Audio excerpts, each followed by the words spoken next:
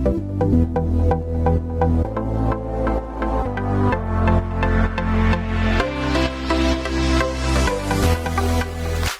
up YouTube, Saf here on Super Saf TV, and as some of you guys may already know, I've got my hands on this early iPhone 7 prototype, mock-up, clone, model, whatever you want to call it. And this is the closest look we're going to be getting to the iPhone 7 before the actual release next month, and it tells us a lot about the new iPhone 7. Now, how does this compare physically to the iPhone 6s? What's different? What's likely to remain the same? And essentially, will it be worth upgrading from the iPhone 6s to the iPhone 7?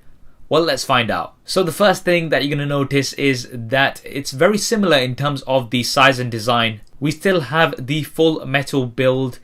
The iPhone 7 may be slightly thinner, and the major design change will be the antenna bands. On the iPhone 7, the antenna bands don't run across the back, they go over the edges, making them a little less obvious compared to the 6s. We may possibly see a new color as well on the iPhone 7. Most rumors are pointing towards a deep blue or space black version. Now up front we have the same screen size, so that's 4.7 inches. Now there is a small possibility that we might see an up in resolution, but it is very likely to remain the same. And up top, we are going to still have a 5 megapixel front facing camera, but this is going to be improved slightly with a larger sensor, so giving you some better selfies, especially in low light. On the bottom, although we have Touch ID on both of these, the iPhone 7 may not have a physical button. So this will be a capacitive button with haptic feedback and possibly also incorporating 3D touch. So for example, pushing harder may give you some additional options. Flipping around the back, the biggest change you will notice here is the camera. Now although the resolution is still going to be 12 megapixels, we have a larger camera,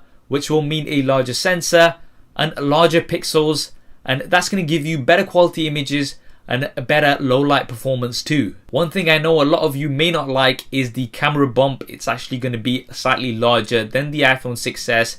I've said this before, but I really wish that Apple would just increase the thickness of the device so that we wouldn't have a camera bump and a larger battery. Now you guys may have seen my previous videos with the dual cameras, but that is just for the iPhone 7 Plus. The standard iPhone 7 will not have dual cameras, and if this is something that you want, then you will have to go on to the larger Plus model. On the bottom side of the back, things are likely to remain the same.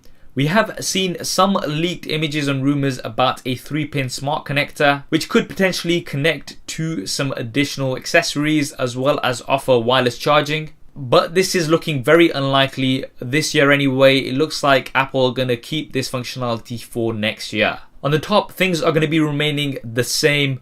On the bottom, the key difference here is that we are not going to be having a headphone jack on the iPhone 7. So you're going to have to use headphones that have a lightning connector, use Bluetooth, or purchase a converter. Now, whether or not Apple include a 3.5mm to lightning converter outside of the box is yet to be seen, but this is a change that you will have to come to terms with. Now, we also have 2 grills on the bottom of the iPhone 7. These could potentially be stereo speakers, and I for one would personally love this, but it could just be the mic on the secondary grill, and this could be just more of an aesthetic thing to give it some symmetry. On the right hand side, things are the same with the power button and the SIM card tray. And the same goes for the left hand side. We have the volume buttons as well as the mute switch. Now there are some rumors that are saying that we're going to be losing the mute switch because the iPhone 7 may have water and dust resistance.